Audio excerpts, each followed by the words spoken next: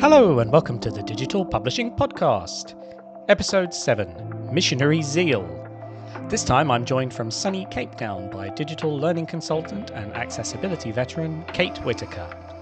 We talk information literacy, apartheid, digital change, libraries, education, and a whole lot more.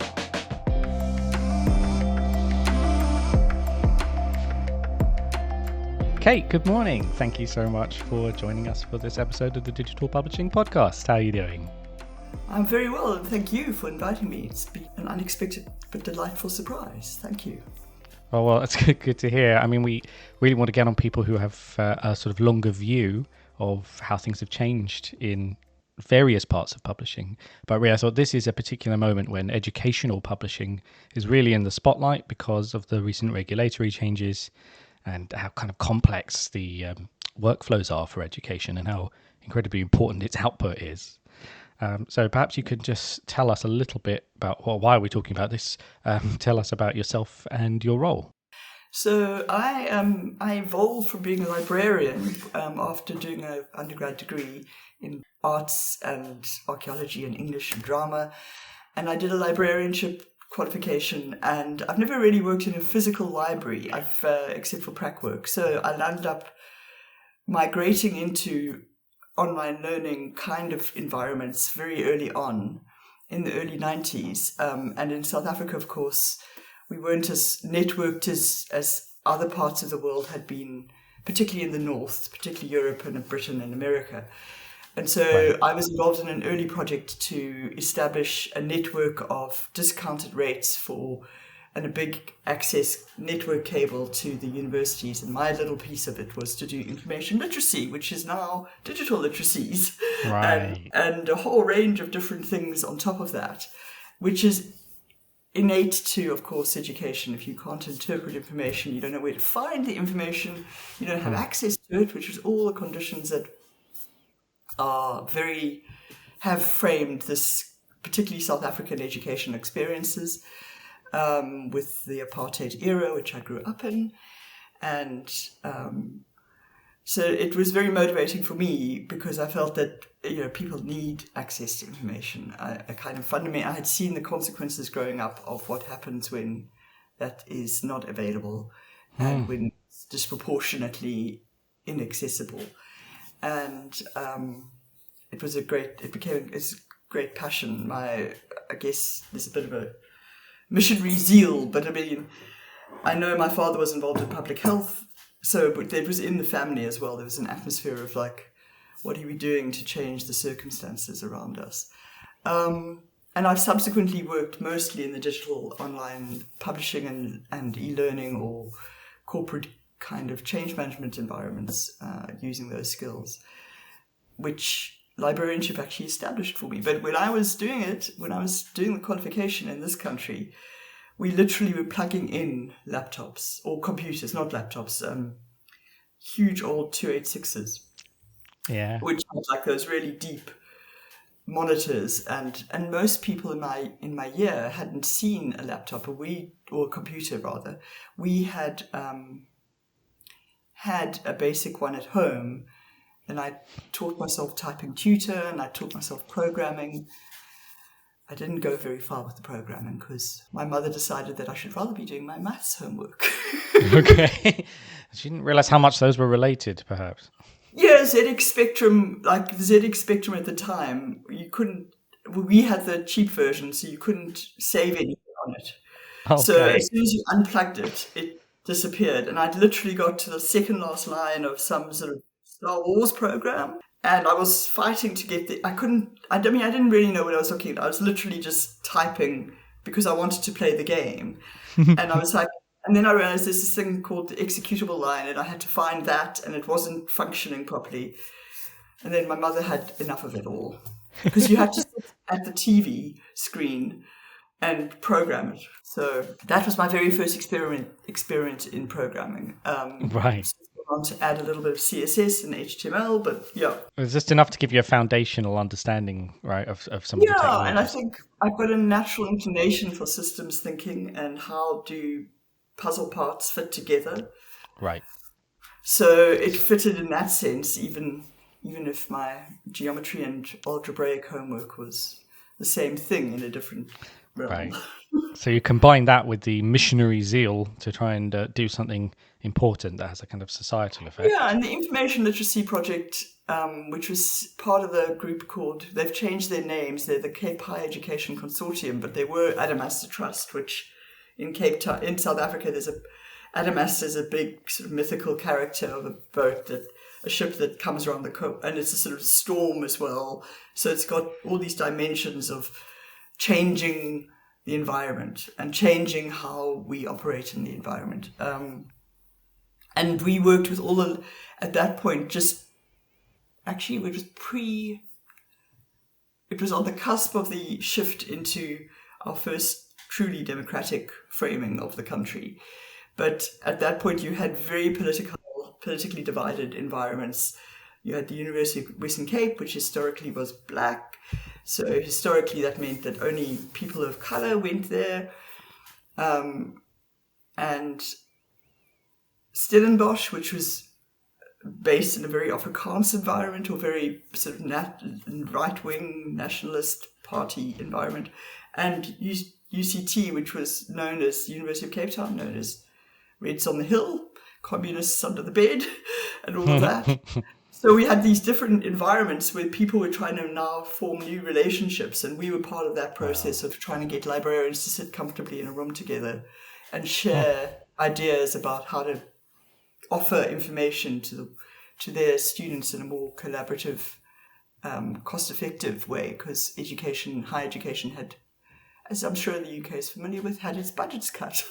Yes. So we did a big piece of research at that time, and that's where my sort of first, well, I'd been involved in some marketing magazines before, but this was my first piece of academic publishing as such. As you do after a big piece of research, you do a report and you circulate that, and we wrote a book on the sort of different outcomes of this research survey, which was the first of its kind in South Africa at that point. Looking at how students and lecturers felt about information literacy in their institutions and what kind of support they were receiving, or what sort of support they were giving, and how that could be improved. And the fun part was running a little project next to that. Part of that money was used for getting academics in the different institutions, giving them some funding to run a little bit of an information literacy project in their own discipline. Okay. And we did like a little exhibit of that, and we had everything from biology to the very first. It was a static photograph, but you had 5 little faces, like an infographic, and then you clicked in answer to a question, and we had a colored person or a person of color, another person who's Xhosa or dark-skinned person of color, blonde and blue-eyed person who looked like me, kind of thing. But when you clicked to see what their concept of argument was in history, you'd often find a different answer to the one you expected, or you might assume from a stereotypical understanding of the demographics in this country. Right. So you've always had quite a deep purpose behind the kind of stuff that you're doing. It stands for more than it is, because this is like deep social change. I think that's sort of, for me, the metaphorical. I've always maybe foolishly said, oh, money doesn't matter so much as the idea, but I found out that money matters as well as the idea, because they go together very closely most of the time.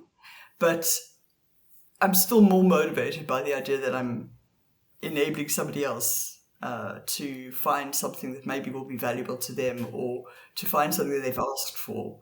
And that was always my drive, really. Brilliant. I love this framing. So where have you found yourself through this drive? Oh, gosh. Well, being South African and having a British passport, but also just the sort of whole I'm Antipodean kind of person, need to go and travel. So I've worked, when I finished that project, we got to a dry point with the funding, and in fact my director left, and so then I thought, well, it seems like the project's wrapping up, so I left and I went and worked for the then new Faculty of Higher Education at UCT, which was a sort of collaboration, and there were all these different units that had been providing different kinds of academic support, from writing to reference techniques and just sort of general information literacy sort of facilitation and building of skills in that area. And this new faculty sort of combined all of those elements to try and get the universities to adapt and adopt, or this particular University of Cape Town to adapt and adopt online learning in a more active way. And this is when many people were still like, why would I want to do that? Why would I? What value is it going to bring? And of course, letting go of the control a little bit and saying, well, this program can teach that. But I was working with a great innovator, Martin Hall. He ended up being appointed the dean of that faculty. And he'd been running things like, let's reprogram 286s to teach maths for like basic maths that can run as an automated, like what the Khan Academy is now, those kind of things. But for the much poorer state schools in this country, and so that maths, you could go and have a group of kids who wouldn't have access otherwise, running and not using the internet, just a static loadable program. Amazing. So to be with somebody who was looking at and thinking about empowerment in that way and practically was very exciting and very dynamic. Right. And then I decided to go to England for a bit. And unfortunately, I didn't have a master's degree by that stage, and I was going to do some research into where was online learning or computer-based learning in universities in England, but it's very difficult to persuade people to give you their time when you don't have a sort of equitable qualification level and you're a newbie on the scene and stuff. So I ended up getting distracted into going into government, which was quite fascinating because they were doing massive change management programs. And a lot of that was driven or underpinned by digital change. So websites at the Department of Health at that time, implementing shared working systems and hot desking, and how you get people to share documents if they're sitting in Malaysia and they need to work with somebody who's sitting in Ghana, or all very interesting, and all before Google Suite and MS Teams, and early collaboration 2000s tools, very much, and part of the whole government change programs, which got quite a lot of backlash because, of course, inevitably there's overspend. Overspend and overrun, right? Yeah, by millions of pounds.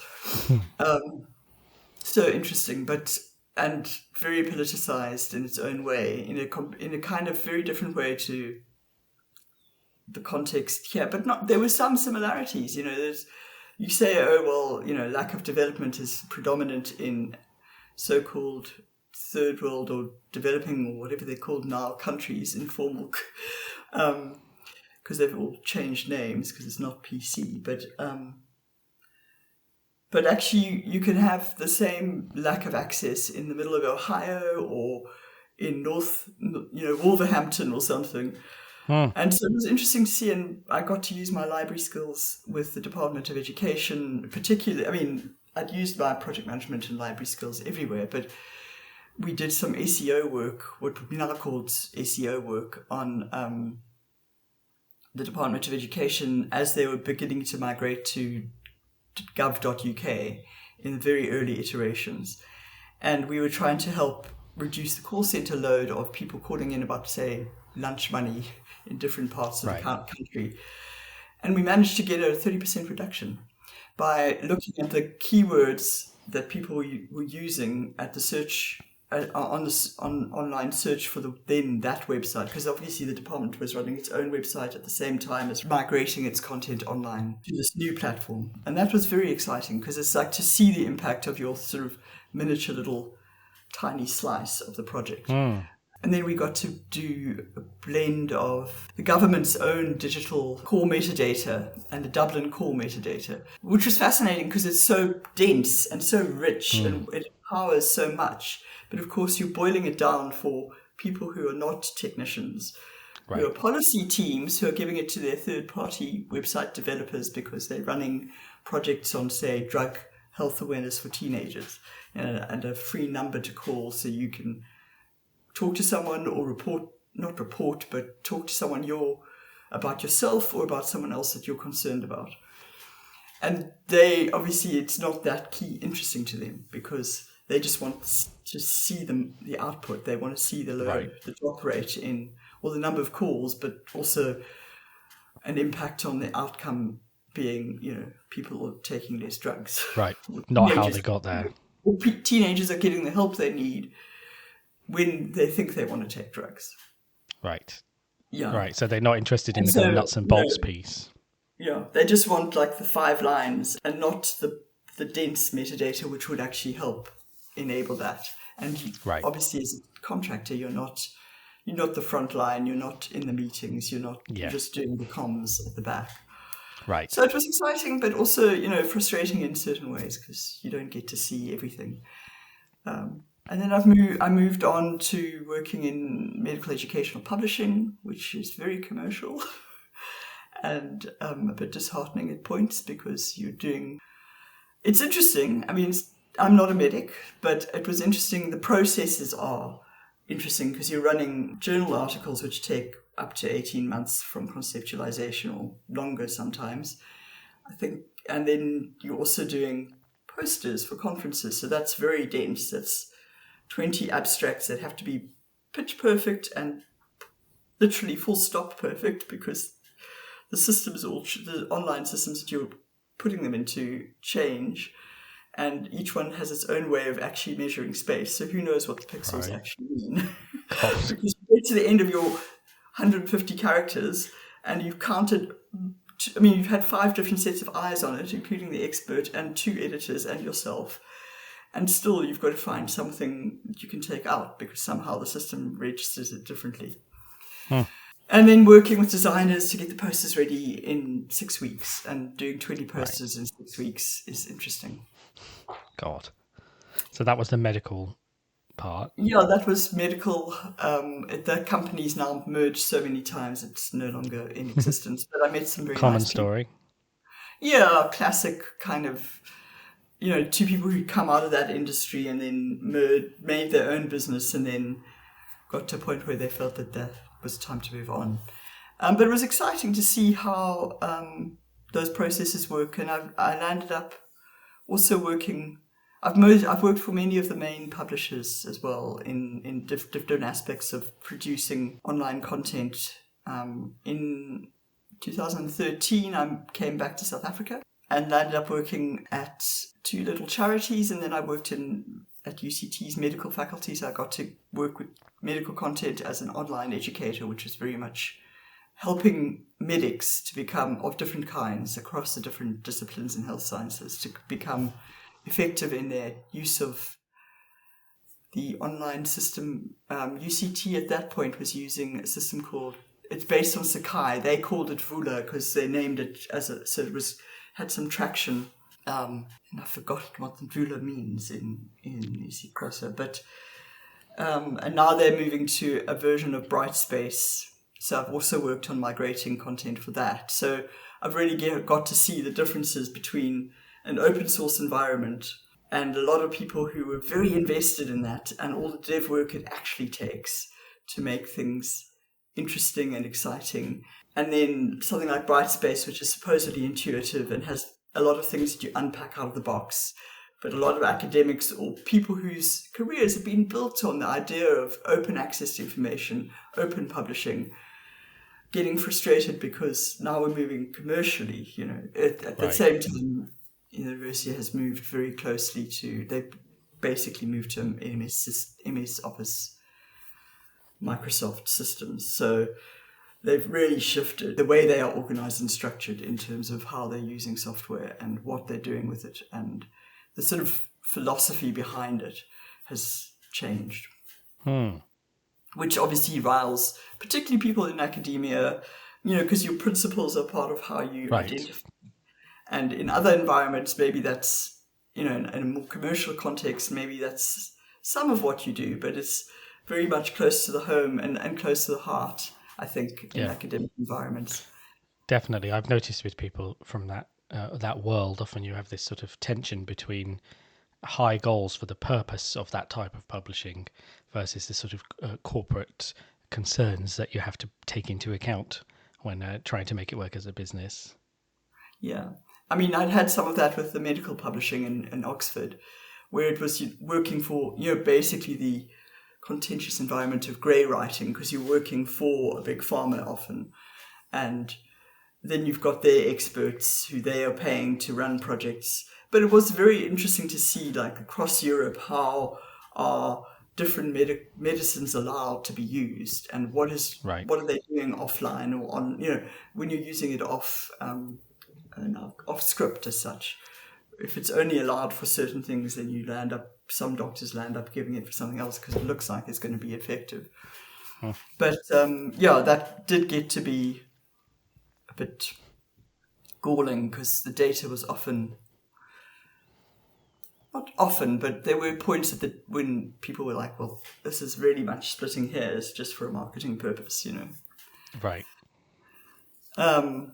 Just for a marketing purpose, but that fueled whole lots of careers. So it's a fascinating complexity, because it's not that those people in pharmaceuticals are less academic in a sense. There is still attraction about what's going to be clinically useful. Yeah. But yeah. And so where are we in your career at this point? I've managed to, I migrated into online learning more and more. I did some work with, the first place I did it was actually with an organisation called Cabby in Wallingford, and they've got offices in Egham as well, and they hold the UK's collection of microorganisms. And we have people who are looking at the microorganisms in the digestive tract of the microorganism, which is fascinating. We were doing a course that they're a international NGO, so their funding comes from membership countries, much like the United Nations, and the money, a portion of it gets sort of put in a special saving, and then the board members decide what to do with it.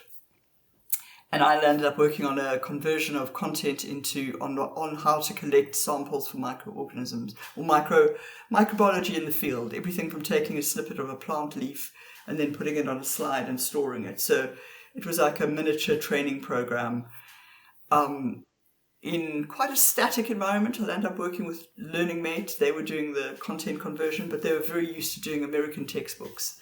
So we had a lot of editorial rounds which involved changing Z's to S's and other small technical details like that.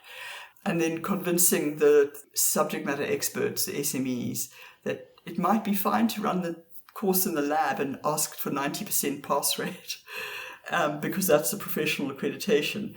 But when you're talking about delivering it to member countries which may not be able to get online long enough to even, as proved true when we went out to the market. One of our board members who's a professor, I think he was in Tanzania, and he couldn't even log on. It was because his network, they had at that point, I think that country had the network that they had available. What they were doing was offering it to schools in the very early morning, and then from sort of 10 o'clock their time, it was for the banking sector, it was for the commercial sector. Wow. They didn't have enough nationally to offer it. So you had teachers, when you talk about like vocational education, vocational practice, you had teachers who were getting up at like 5 a.m. or 4 a.m. to go and make sure that they could use this time effectively. And so when I was not surprised at all when this professor reported back, and I in fact said to Cabby, they just decided to move all their major piece of work. They have the research arm where people go out and give advice and then come back to the lab and do studies on various things. Like the knotweed problem was very topical at that point in 2009, 2010.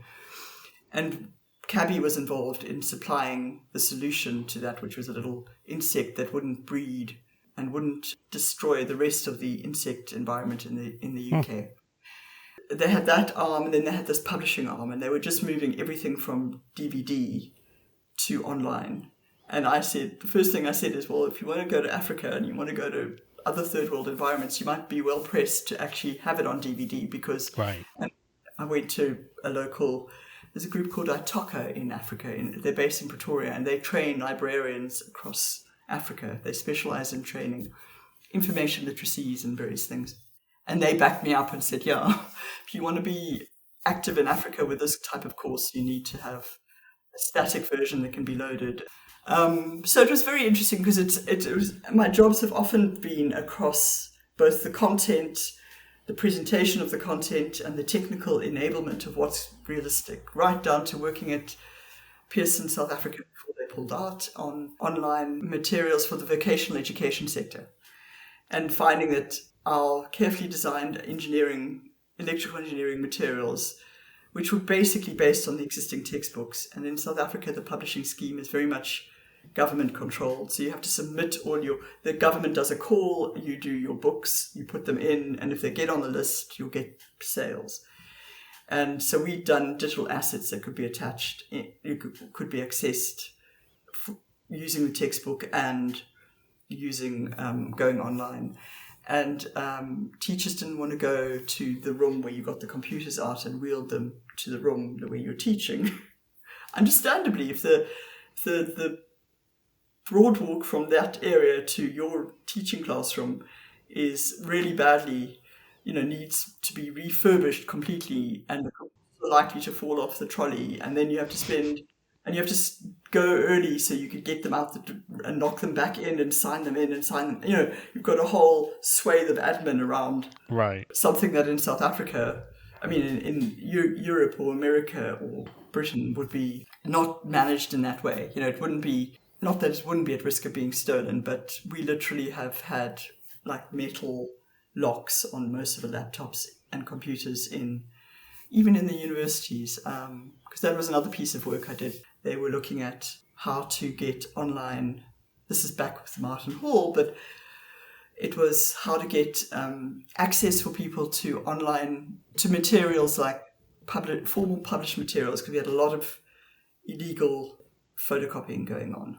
And so we were looking at how to build a license price into the student fee and use the student security card, which was a fairly new evolvement at that point, but that you could swipe into a secure computer room in the library or associated to a building that you're working in, and access a whole lot of online readings, basically, but that they would be scanned in and we would be paying the relevant copyright fees and so forth. And at the same time looking at, how do you do this open publishing, Creative Commons environment? How does that balance out? So it was very interesting. It's been very interesting to see the different commercial and creative solutions that have come along. And then I've landed up working in health sciences, and I've worked with most of the big publishers. One of them had bought Australian-based online maths courses that in Australia run across whole states or whole school blocks, and they bought this, so they were converting it to South African. So we were having to change things like the dollar sign, but also test if the market was going to accept it. Mostly probably private schools initially, but there's been a big push. And to see African languages publishing involved was very interesting. Unfortunately, I don't speak enough of our indigenous languages as such. But yeah, it's been very interesting to see how people have responded in different ways and continue to kind of edge towards greater accessibility even. I've evolved into having worked at a large global online learning provider, or a South African hybrid of that was bought by a large global company. Right. I ended up becoming an accessibility specialist, so digital accessibility in terms of online learning materials and how to ensure that we could meet the legal requirements across the American requirements, the English requirements. We didn't have many European universities at that point, so that was less of a focus, but you have to keep up to date on all of them because they all kind of interrelate. And you have to understand how maybe a requirement that's for the United States under their 508 clause and the ADA, the Americans with Disability Act, Disabilities Act, is related to the British Public Bodies Act, and then the European laws, which are very particular. But to make it accessible and palatable in its own right to a large group of different types of people, from technical programmers who've got hard deadlines to online learning specialists who are really keen to get their subject matter pitch perfect. And then sometimes you have to throw a curveball and say, well, you can't run a course for people who are a course on diversity and inclusion and equity if you aren't including tools that enable people who are hard of hearing or deaf and people who are blind or visually impaired. Yeah, it gets left out of inclusivity conversations, doesn't it, sometimes? Yeah, I've got ADHD and I live with ADHD. It is part of my brain, and so I was often frustrated by things that happened in the workplace that, like, go and be the accessibility specialist, but we're not going to invest in, we're not going to actually spend money on it. Just you do the whole thing across 4 divisions plus, but how can you do it if you're not grounding it in the very operations of the business you're working in? Right. The disconnect between open plan working, where I could hardly think some days because it was so noisy. And when we went into COVID and the business had to readjust really quickly, the management were really surprised that their editors and creative designers, who are the ones who were very often in the soundproof meeting rooms, the few soundproof meeting rooms were always occupied by people who were trying to just do their work, not actually have meetings, but made meetings happen so they could do their work. Right. And then suddenly you had all these delighted people working from home because they didn't have to commute in, and they could have quiet, and they could have their cups of tea when they wanted it, and they didn't have to have drum and bass music playing. Yeah, it's this broader picture of what it means to be inclusive and accessible. Yeah, and we had a couple of things where I did manage to influence the local space, but the HR people who were running the sort of workshops on these topics didn't even think to approach me about them. How, and because I'm the demographic I am of European heritage, obviously I don't look like the obvious person to do. And we were we're in the middle of Fees Must Fall in South Africa and Black Lives Matter in America. So all those global influences and local influences were having a big impact on the interpretation of terminology. Right.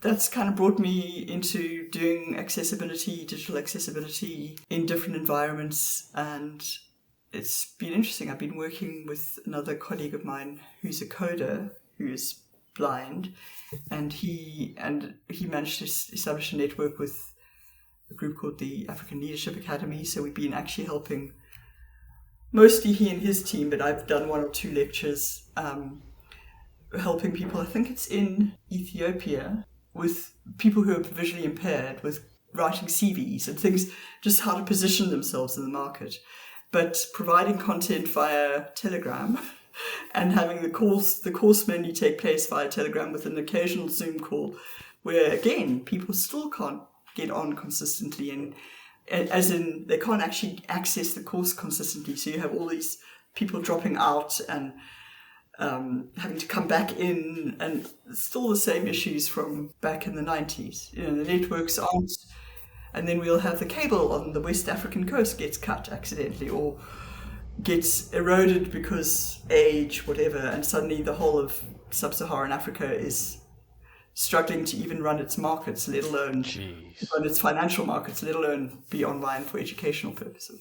So I think it's really stimulating to understand how those things work, because they're so interrelated. Like a 3-minute video will become a 2-hour painful experience because you have to go back in all the time.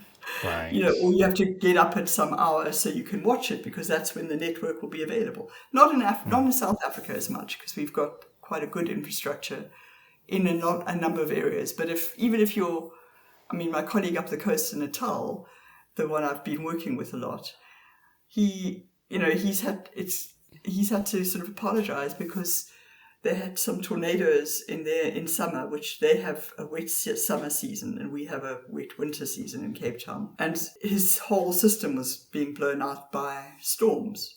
But you're on an international call. We had a client in the UK actually, and you're having to apologize because you couldn't get online in time for the meeting because the networks were down. And it's nothing to do with you.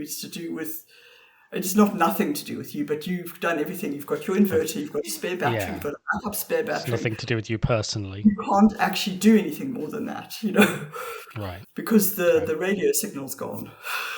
Right. So, yeah, working now in accessibility, this is it's the hot topic of the moment, with so much legislation coming in different parts of the world. I am just curious, what do you think in terms of the education sector in particular? What are the particular challenges of making that accessible compared to other forms of publishing? I think ironically, it's just the same standard thing of people's awareness. Like when I worked at Pearson, we had publishers who just weren't familiar with digital publishing yet. In 2017, they still weren't really up to date with where publishing had moved towards. And so they were still, because the government systems in the school, particularly in the school environments, in this country were very much still print-based. And people trusted those things, and the brands have been built very much on that. But I'm been delighted to see, because when I was a student, I used to read for the blind at UCT. And now, of course, that's almost invalid, although the South African National Library for the Blind has just put out another call for volunteer readers. So, but there's even the move in the universities here is definitely towards facilitating greater access, and the concept of disability studies has really taken off. I think disability access, I mean, obviously the legislation in the legislation in the UK and Europe and America is more advanced, and it's been implemented better, so there is greater awareness, and most universities in the States would have a separate division that manages those processes, and that's really up to scratch on how that gets worked and what that implies for a course online or a face-to-face blended course, or what that means in the classroom, but whatever environment it's going to be in, whether it's extra time with exams or a PDF, an interactive PDF version. And of course, Google, the big suppliers of publishing software, or in sort of local terms, like the Googles and the MS Offices. And now you've got tools that you can just click, and it's like it'll read it to you in different speeds and it'll space the words out for you in different ways, so you can adapt for dyslexia or dyscalculia or different kinds of reading issues or visual issues. You can have dark screen. None of that existed when I was, I was starting out. And I think just generally the awareness is greater. People are probably at least aware that there is a department handling that, or there's a resource somewhere in the institution that can handle that. And publishers, I think, are much more aware of different behaviors and different preferences. And I'm not talking about learning styles, because we know that isn't a thing. Although it is a thing, but it's not. People still think it is a thing. It's a contentious area, isn't it? It is quite a contentious area. But I mean, I think the neuroscience of learning is intriguing, because on any given day, I'll have phases where I really want to listen to lots of audio material. And then sometimes I'll just no, I can't deal with this. But I do feel like having some visual stuff, which is also audio, but it's got a different balance, because it's not completely one sense.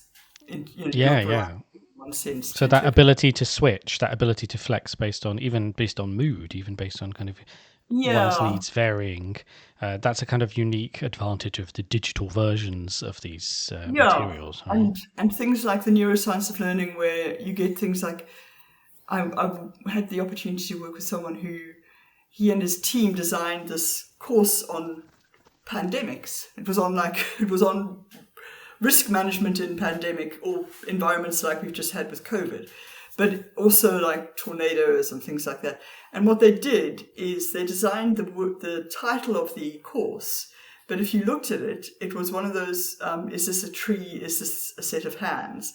It had horses' heads, like racing horses' heads. So and your brain, I felt my brain switch on better. Like as soon as I unpuzzled the puzzle, I could feel the little neurons going. And maybe it's because I'm HD or whatever, but you could feel it. And suddenly you were like, oh, I really want to do this course, So that we've come so far, we could do MRI studies of this kind of impact. And I remember when I was still living in the UK, I think it was the University of Central London was doing a study on baby communication. And my friend had just had a baby, and I think she got invited to participate, and she submitted, and they were putting those little caps on with the little electrodes and things. And you had these tiny little babies with these electrodes, and then they were doing little tests with them to show them and showing things that people didn't really think babies could communicate that early or could communicate in that sophisticated way that early. So we've come so far in what we understand of our own operating systems, if you like, but ways of engaging with our worlds. Yeah. And how that then gets trickled down. I still think a lot of it comes down to, even last week on a Facebook group on learning things, traditional publishing rules, somebody was talking about acronyms and how do you do acronyms in online learning content. I said, well, as far as I'm aware, the first, what I still do is what I learned with the publishing environment is you always spell it out and then you put it in brackets and then you can use the acronym from there on. And suddenly got dozens of likes and comments back because people were like, oh, yes, of course. Or, yes, that's what I do as well. And I wouldn't, it's still a very traditional...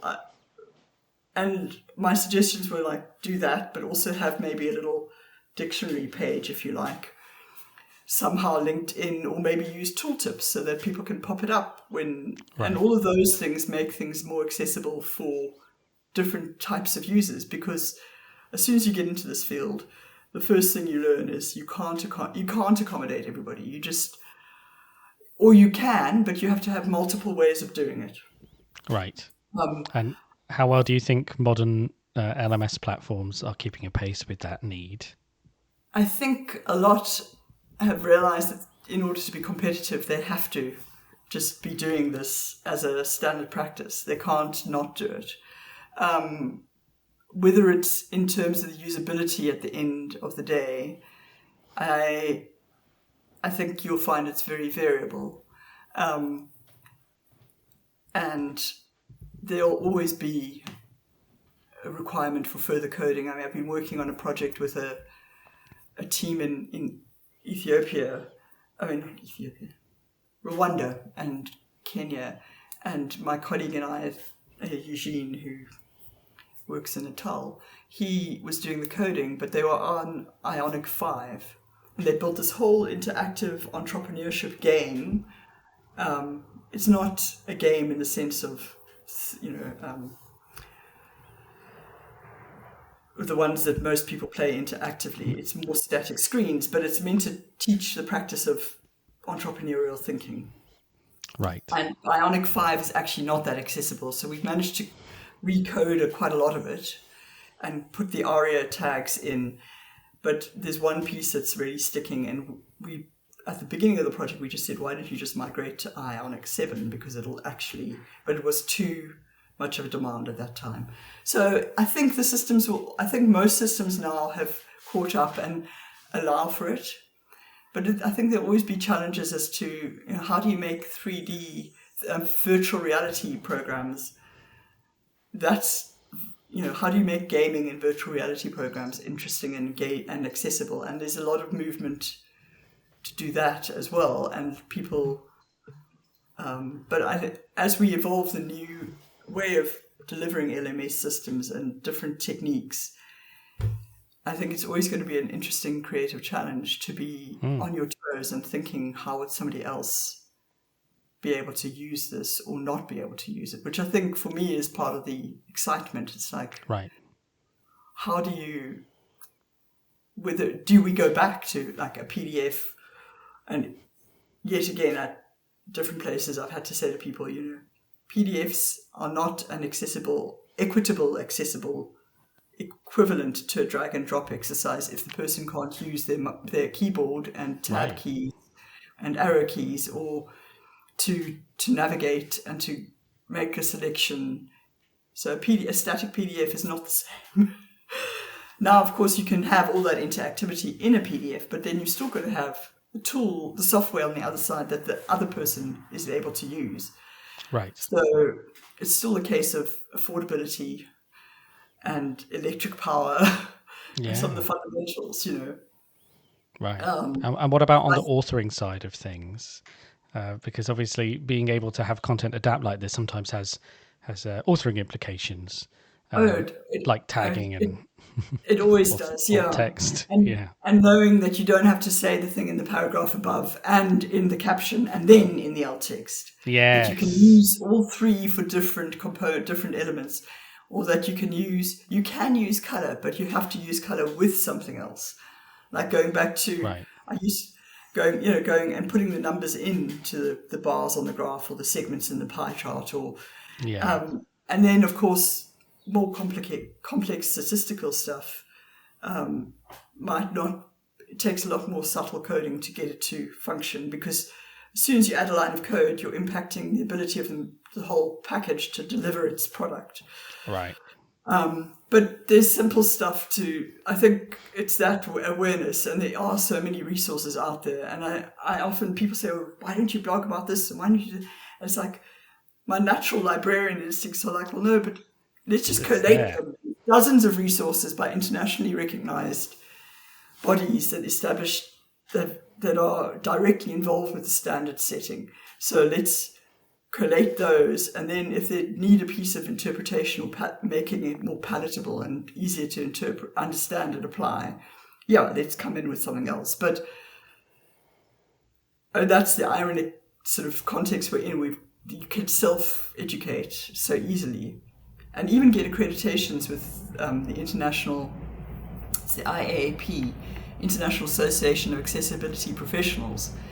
And we've just had a breakthrough here where Eugene and his team have developed a course which has been accredited for South Africa, or for Africa. It's like, it's the same content, but it's just locally done and available on a local server and available in different ways locally. So it's more accessible at that very economic kind of, where's the server located? Can I get online long enough to stay online and do the course? Right. And I think publishing will always, I think it's a case of like having brown bag lunches, or it's always that type of face-to-face is never lost. It's always a valuable opportunity to just have a discussion about, how do I do these stats in a different way? Or how do I reframe the sentence so it's not so long-winded? I've been going through some content and having to add in accessibility features. And here we go. This is the light bulb moment. Always build it in at the basics. Always start, even if you have to add extra time to your project scope, start with accessibility right in the code base at the beginning. Right. There's things like linters that you can do. There's tools now that track your accessibility. There's a whole lot of apps that you can put into your browser and just see how accessible is your page of content. I think even LaTeX has integrated tools or integrated ways of measuring, of seeing where you might need to tweak something. And it's just as linguistically and grammatically challenging and interesting as any editorial piece of work would be, in terms of conceptualizing how you author it well for audiences with different needs, without belaboring any of their time, out belaboring the point, and with making it cognitively easy to get through. You don't want to add loads of information or loads of like descriptive stuff, which burdens those who don't need to use assistive technology, but also maybe burdens those who do. Right. It's always a navigation, a negotiation. And I often find, I've had delightful moments sort of helping people with small things like, how do you not make your learning management system into a cupboard where you're just hanging Word documents? One simple Yeah. thing can you do when you've got content that you can put it on the screen, and now one simple thing that you can do to make it more accessible, because you may not know that your A grade, A-type personality medical student, health science student is struggling with something to do with maths because they're very good at covering that up, and they've got into the subject they really want to do, or the discipline they really want to do. So now you can do little tweaks in the background that just make things more palatable for a broader range of readers and authors. And it's, Right. I think it's selling the person the challenge of like, let's write this differently. So you're really seeing it as an editorial challenge. It's not only, I think sometimes it's this gets pushed as a technical thing. It's both, and that's where Right. the finesse comes in. I had the delight of working with a designer at this global publisher, the global educational provider that I worked with. And he got so into it, he went overboard. We had some little interactive, I can't remember what the subject was. I think it was something to do with economics or businessy type material. And it was a process map of some kind and had different clickables. And he went so overboard with the aria that I had to sort of take his manager aside and say, look, it was brilliant. I'm so impressed, because he spent all night and he went on to win like awards in the company, and he went to America. So well done to him, because he had all of this drive for it. Right. But it was just that he could take one or two of the, you didn't have to have a clickable arrow that said clickable and just have a tab key function in the background that was doing the same thing, And so I said, you've really extrapolated it out, but actually we only need 2 and 3 of this and 4 and 5 of that, because actually it might confuse somebody. Right. It might confuse the screen reader tool, and then the person trying to do that won't be able to use that. Right. So that's the sort of usability, the UX part of this. The UX and design part, and helping people with color code, like how do you change a branded color scheme?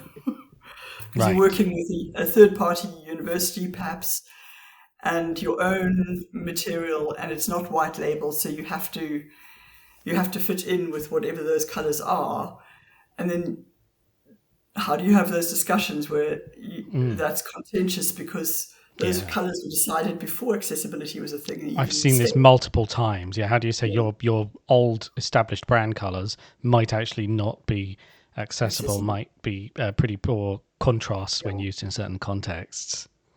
And could we rather use hues or tones of those colors, because these will be more palatable, more accessible, and hopefully you can just, you won't have the IP on that, but you can, or the intellectual property on it, but you can definitely pass the accessibility requirements that you need to pass. Yeah. And depending on how litigious the environments are, I think there's different audience receptivity. Right. So aside from the brands themselves and kind of the often the heritage of their own designs and their own color palettes, what about what's coming from the designers and how that affects accessibility? Yeah, partly because I'm older, I think, and I've had different experiences, and I come into these environments often, and it's a much younger group of people who are very technically skilled in tools that I'm not able to compete in, but I'm there to advise, perhaps, and I can have quite intense or strong responses, which is part of being who I am with an ADD kind of brain. And sometimes that can come across as off-putting, because I've got to tell them, like, I know you put all this effort in, but sometimes I've got to the point where I'm like, I've had 6 meetings and I'm just at the end, and I say, well, look, the first thing you can do is this. And to me, being very direct is actually helpful, because then they've got the instruction and they can act. It's like if I've gone through 20 posters, as I used to have to do, and I've got a designer in Germany, and I've got to write literally every editorial change into a paragraph in an email, because I don't speak German and she doesn't have enough English, and Adobe isn't working sufficiently that we can use it properly for what we wanted it to do. So we land up in emails. Then I have to describe in painstaking detail if it's a super character, superscript character or whatever. And so to come in and give you a direct line of instruction, for me, is helpful, because then you take that away and you can do something with it. But for younger people who spend a lot of time and they're very creative, and this is like, they're putting all their effort into it. They're 8 hours a day or longer in these environments. So for them, it's quite a precious thing. And now you've come across and said, well, X, so you've got to find a softer way. And I can sometimes not be soft enough. I can be a bit of a foot in the mouth, but it's color contrasts and things like helping designers to see. They just have to integrate a different way of conceptualizing something rather than sort of destroying their own sense of what their value is. It's just a slight shift and bringing back in the personal, just as they would love a specific kind of design style. Like when I was working in the online learning environment in an office, and it's still a trend, there's those flat sort of large figures, and I'm not that keen on it as a design style, but that's fine. It's like, for me then the challenge is, well, I might find them repulsive and find it irritating and think it's not really representational, but that's not what I'm being asked to engage with. So finding the sort of creative way around in your mind to actually, or your brain, whichever one you want to use, but to bypass that distaste and go, okay, what can we do to just make this practical and fix it in a way that's palatable for all the stakeholders, including those users who we don't have in the room at the moment, but who need to be able to use this thing at the end of the day. And, that becomes slightly more workable. But it's also the thing of, if you've been hired in a junior designer's role and you go along and do all this design, and then somebody else comes in and says, and you weren't briefed that was part of your brief, and you don't know anything about it, and now you expected to add another layer. In your mind, you're adding another layer. You're not, because you haven't been able to build it in from the beginning. So, but when you think about, when you come in like when you're at the optometrist, I wear glasses, so if you go to the optometrist, they always test your eyes with all these different little glass lenses to see where different aspects of your sight are, and where you need support. And it's like adding another lens and saying, okay, how do I take the long view on this and not. But if you haven't been trained with that thinking style and you haven't been aware, it would be like when I worked in medical publishing. Sometimes the client would come and say, oh, sure, but we sent you the wrong data set. Now, we've already had the third-party writer write the whole data set, and they've pointed out some issues, and we've gone back to them and they fixed. And then, on the fifth issue, somebody in the research team or marketing team realizes this isn't just, there's something else wrong with what we provided. So do you think there's a training gap here?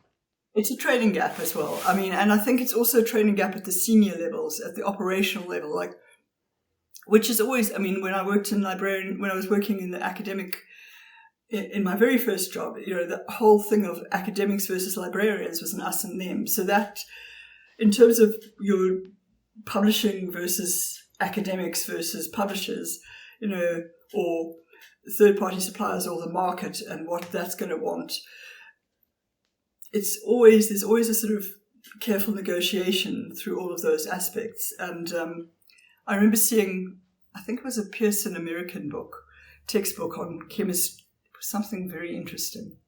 But they actually had, they were, this is highly sophisticated for them.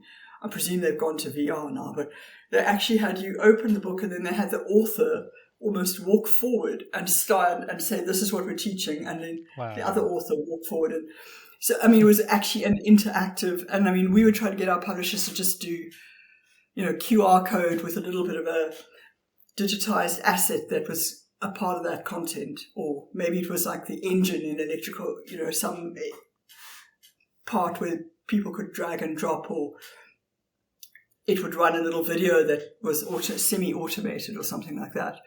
And all of those things to me are fascinating in the way that they challenge you to conceptualize what you're offering and how that supports somebody. Like in this country, in South Africa, I was working with one of the top vocational education colleges for electrical engineering. I happened to be working with an SME from that organization, and he said that we actually have students who come to this. They were coming, it was very much on site at that time, but they would have come from really remote rural villages, and they wouldn't have seen a screwdriver. So a textbook or a set of digital assets in a textbook that literally had, this is a screwdriver, this is a Phillips head, this is a star, this is a this, and then the parts of a screwdriver described was required because they'd only seen, maybe their uncle or the guy down the road was the car mechanic, so they'd seen his tools, but they didn't own tools of their own.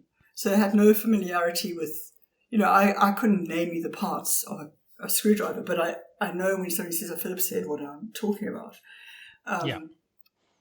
But that's privilege in this country. I mean, I've worked in lighting and sound and theatre, so, that's privilege. My father had his own set of tools. He was always fixing the car. That's privilege. So this makes me think of that. We often talk about with image description that context piece. That context is not just the publication that you're in, but the social context, which means different image descriptions for different audiences. And of course, this is something that AI image description doesn't necessarily take into account. Exactly, and all the bias of the linguistic bias of something, because how much of meaning is embedded in how you understand a certain term or a certain piece of language. And I mean, I was watching something last night. I think it was one of the American Indian tribes, Native American tribes, and they were saying how they'd managed to get a policy to teach their language to their kids. So now when they have social gatherings, and sometimes they have intertribal gatherings, but it's just so nice to see their kids saying hello to each other in their own mother tongue. And colleagues of mine here are very involved in encouraging the evolution of digital content in different African tongues, and they've set up a platform that they've actually marketed to different countries, and people are invited to share their own stories and experiences and stuff in their language, in their own tongue, and not have to transliterate it into English, which often loses the subtlety of something and the intentions of that phrasing or that story, or how that evolved out of a certain set of consciousnesses, if you like, which is very woo-ha. But that's what language is, and that's what publishing is often about. It's about and AI doesn't take into account, I mean, as we know, the digital, it's based on a male European face. So anything that's got different features, like the scanning tools that scan for security, have any set of arrangement of features that doesn't fit a certain norm, whether it's on gender or ethnic background or whatever, is likely to flag as a risk, which is just ridiculous. And with AI, it's not unsimilar. I've got one of the two brothers that's involved in this African language project is also involved in innovating AI usage in classrooms here. So he's kind of got what Martin Hall was doing way back with the 286s is now in AI. How do you get it so that teachers can use it to do accurate assessments and write accurate assessments in a way that's conducive to enabling students who don't have a rich literary background at home. I mean, we've got in South Africa, the student level of reading is most kids are getting out of high school with a grade they're at age 9 or 10, and they aren't. That doesn't even begin to equip them for 21st century or 22nd century environment of competition. Regardless of what language background, if you can't read something and understand its meaning, its bold meaning, let alone its implied meanings, you've got something. You aren't going to be competitive in the market because you aren't going to be in the market. Right. So he's involved in innovating and looking at how you can use AI to help you save time on designing accurate assessments or designing content that will meet for different needs, which is very needed in environments like this, where we're still experiencing the inevitable repercussions of generations who demonstrated against the apartheid system by not going to school. So when you've got a 25-year-old trying to teach maths at a high school level, and they don't have a maths qualification at a high school level, you've got problems, Right. and it isn't solely on that person's shoulders. I mean, I remember doing at the University of Cape Town when I was a student, they had a social awareness program, and we taught English on Saturdays, or we did different types of classes, and I was busy teaching English, and I did a little, like a comprehension lesson, and we had a tiny little article on surfing in Cape Town, And if you're me and you're from a white background and you're wealthy, surfing is part of your whole retinue of what you do. But lots of these young, and they were often older than me, a lot of them were in their early middle 20s, and I was sort of 19, 20, but they were trying to go back into an education system. And they didn't know what surfing was. They didn't know where Muizenberg was, this local beach. They didn't, because they'd never been there. They weren't allowed to go the part that I would have been going to, but they wouldn't even have the money to transport themselves there, let alone a surfboard. Now we've got surfing at Muizenberg Beach, all the surfers out there doing social, there's a whole different range. But I had a 25-year-old who wanted to be a nurse. And she couldn't really read this article. It was only 3 paragraphs in English. And that is in itself privileged and patronizing to say, because I can't speak isiXhosa at any level of competency. So, the discrepancies were huge. And my despair at her desire versus what was available to her and what she needed to be able to start that journey was and we weren't where we are now with different ways of scaffolding into those processes, starting with care work or whatever it is. And then, but publishing is always about context. I mean, my father was in public health, and at one point he went to the he went to the World Health Organization, but there was a health economics workshop or something that he was participating in. And he had been working in our municipal health services here on TB and HIV. That's what his clientele was coming in for. They were coming in for treatment for tuberculosis and HIV. And of course it was 80s and 90s, and we didn't have HIV treatments, so it was disparate. But he took 2 photographs. He used to ask his clients if he could do this, and maybe this was Popey, but privacy and stuff. Privacy of information wasn't as firm as it is now. Right. But he took photographs of 2 of his clients or patients, and he took these photographs to this meeting. And the health economists have been, plowing through text and discussing statistical measures of X, Y, Z. And he showed these photographs and just spoke to them. And one was a smiling patient and one was a less happy patient. And these people came up, many of the people at the meeting came up to him afterwards and just said, wow, literally a picture speaks 1,000 words. Because all of what they'd been talking about, all the theory, all the application, all the stats, came out in the fact that one woman was willing to take her horrible drug regime because it makes you nauseous, it can make you deaf, it can make you, there's a whole range of side effects and daily side effects to lifelong side effects that are not pleasant. So TB, often people don't take them, and then you get multi-drug resistant TB, and then you can't really cure it, and so forth. And these people coming up and saying, wow, that really did speak to me. It spoke to the heart of what we're trying to do here by making health equitably accessible. So I think, and the thing with my experiences of working in different environments, but particularly as I've got older, with audiences who are younger, or groups of people who are meant to be my audience, who I have to try and persuade round to something, is finding that careful balance between not making it disheartening and it's not personal. And it can be an exciting creative challenge to blend that, because the technical is political. Right. Just as much as the language you use is political, technical coding and access to software of different kinds, and the fact that, is as political as the language you use to transmit that communication. So, how so? Could you expand on that?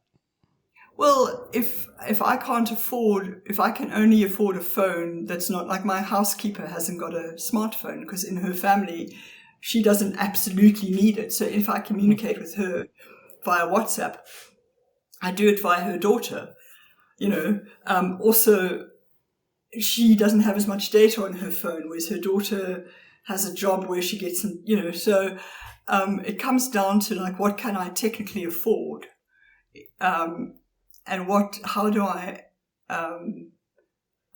access those markets? And there are whole swathes of market sectors in Southern Africa and Africa that I have no clue about, because I have a certain amount of presumption of luxury and affordance of tools. And so the innovation that comes when you don't have that, like there was a program here I think in the early 90s, or the late 90s, early 2000s. One of our other provinces was running a collaboration with one of the big phone suppliers, and they had this maths competition, like competitive maths lessons, and students were staying up till 1 a.m. to do I think it was like junior high. It was sort of like maths for sort of from age 11 to age 14 or something like that. But they were competing with each other, and that's community. That's a community of practitioners. That's a COP. That's a whole range of knowledge there. But then, I don't know, the Department of Education got all sniffy about it and took them to court and said this wasn't, because it hadn't been orthodox. Somehow, I don't know how it had missed the orthodoxy of getting stamped by the relevant official, but it had. The fact that it was achieving outcomes that hadn't been achieved by a community of people who hadn't previously had that ability or that tool was, it's like, hang on a minute. So, and that wasn't on like the smartest of smartphones. I think those were very basic smartphones.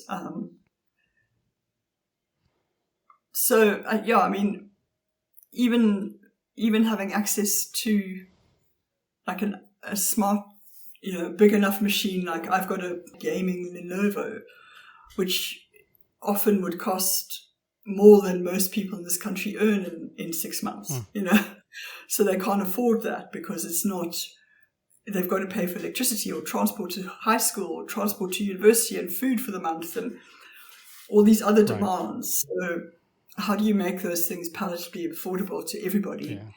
And at what level do you cut it off and say, well, it is a bit socialist, but at what level is it realistic and that's why technology and the software coding and the languages to do it in are political, and we've got quite a few projects on the ground here in South Africa, and I'm sure there are places elsewhere where people are doing, like, people who run kind of Google lesson environments where they have colleges where you can go and learn coding. Like, you don't even have to physically be in the space, but you can get a bursary support which is partially industry supported, because the people who are running and the only thing you have to do is to show that you've got the capacity to think in that way, in a coding kind of way, which, unsurprisingly, people have.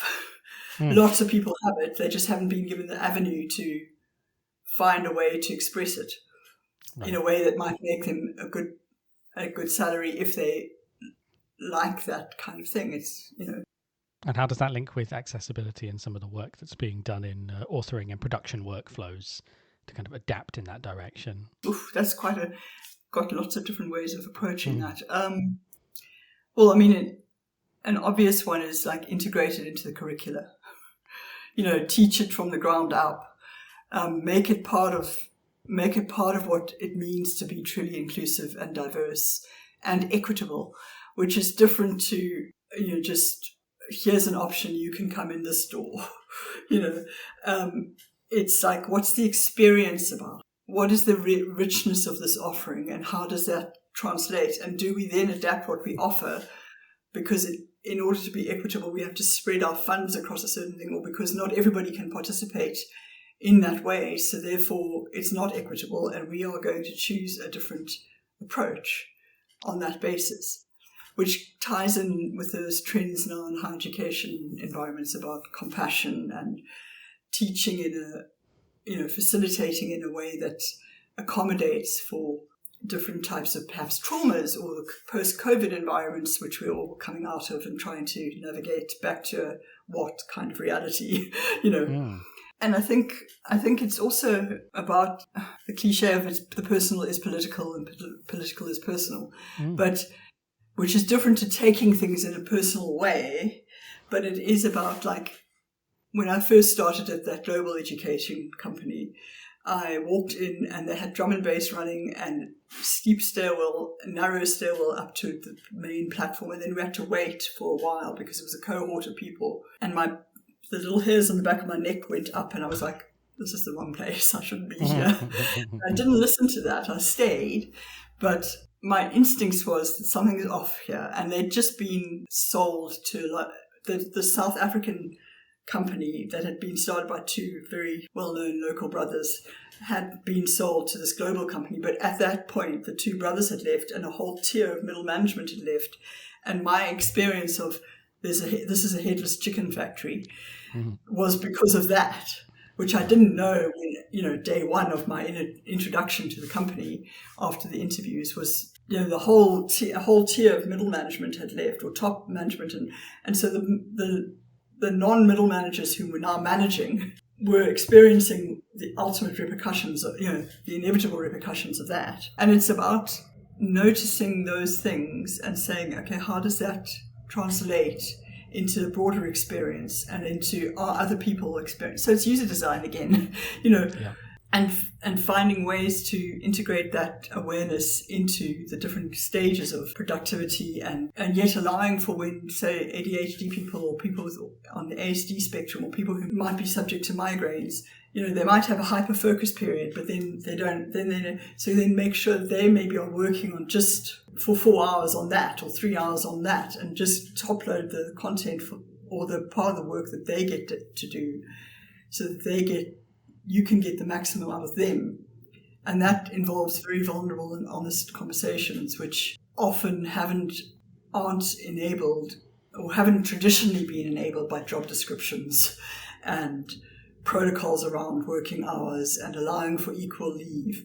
But over the years, and working in England even, I remember when one of the many recessions, I heard a story on the radio, on BBC Radio 4, about these small to medium businesses in the north, sort of northwest, but people were like looking around, and as their CEOs were saying to them, look, we either have to lose staff, or we have to cut down. People were saying, well, look, I'd rather earn less, even if it meant that they would have to then tighten their purse strings even more than they had already. And they would say, well, let's I'll have a salary deduction and a colleague can continue to work, or people who will look around and say, well, that person's having a traumatic family experience, we'll give them our leave now, so they can have extra sick leave or extra days off to cope with what's going on and to handle the necessary admin and whatever else.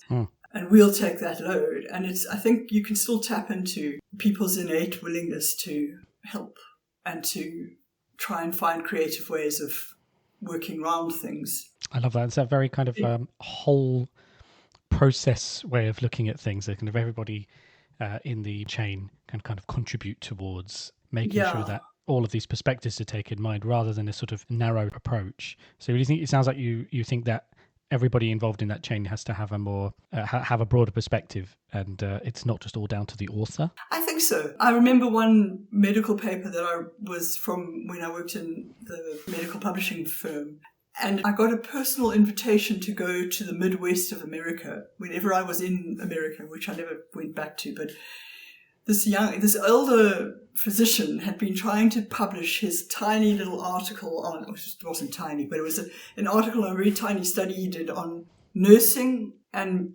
urinary tract infections, and how different kinds of practices and nursing interventions could help or something. And it had just taken ages to get into the right journal, or get into a journal that would accept it. And we finally got it done. And he was so kind. And it's just like, because everybody in the role matters, but then also don't be precious about what you know about a space. Like, maybe I don't know everything about production, or I don't know everything about InDesign, but maybe because I don't know that, I can look at how InDesign works and go, okay, well, or you can tell me a little bit about it, or I can understand what it's meant to do and say, can it do this? And you can say, maybe not all of it, but we could do it this way. So it's about those creative discussions. Like when I worked at the Department of Health, I'm not an SQL coder. I could have tried to learn it, but we'd hired 20 odd New Zealanders and Australians and other techie people. We had a few British English people in the mix, we needed we had a new custom built content management system that was still being evolved, and we were holding it and putting the content in. But in order for teams that were in different parts of the building and just different areas, we needed a little SQL database set and I could see what we needed. I couldn't have coded it efficiently. I mean, I could have probably made lots of tinkering errors and then got something that maybe worked. But there was a woman next door to me who was like, that's her thing. She loves it. She's passionate about it and she knows how to do it. And it took her a few hours. Right. So it sounds like humility is the lesson here. Humility and trusting your visionary capabilities to be a bit who you are. But like, I think we all have a capacity for that, and it's not always enabled in environments where traditional hierarchical structures have been very valued. And they've been valued for good purpose. They've been valued because it achieves the necessary outcomes. But so does health hackathons and 72 hours of producing an app which is going to change the world for how banking happens, or how you can hail a lift, or how you can triage patients in an emergency system, or, and it's not always all about cutting down. I mean, I still love the idea of this sort of unique Oxford Don or Don in their little space that is also being eroded because of the demands of commercialization of education. But that deep, intense thinking about where something is going and the sort of multiple factor influencing is very valuable and very important. And so is understanding the history of how something got to be where it is. That's a perfectly fitting and optimistic note, because we probably should bring this to a close. But thank you so much for sharing such a fascinating perspective and with such a sense of mission, or of missionary zeal, as you put it. Is there anything else you would like to leave listeners with before we wrap up? I think trust yourselves, but that's about it, really. Yeah. What do you mean? Oh, trust yourselves. I think if you've got a perspective, don't be afraid to find someone to go and talk to them about it. I found that very valuable, and I've also experienced lots of pushback in my life where I've landed up having to reconsider my strength or my courage in terms of going to find the right person to drop an idea into their heads. But I think trust yourself in terms of if you've got something that you think is unique, or if you've got an idea that you think will help in a workflow process, don't be shy of speaking up, even if you think that you're not the right person to say it. And you don't have to say it to the whole horde of people. Maybe find one person to tap on the shoulder, kind of thing. I love that. Kate, if people want to get in touch with you and discuss any of these fascinating topics, what's the best way to get you? At the moment, probably an email. I'm just revamping all my websites and things. So, and that would be Kate at a-11y.org, kate@ali.org. And that would be wonderful. I'd love to carry on the conversation in different ways. So fantastic. Kate, thank you so much for your time today and telling your story. And thank you for the invitation. It's been wonderful to babble at you. It's always great to hear a story. And we hope everybody will come back to hear the next story on the Digital Publishing Podcast.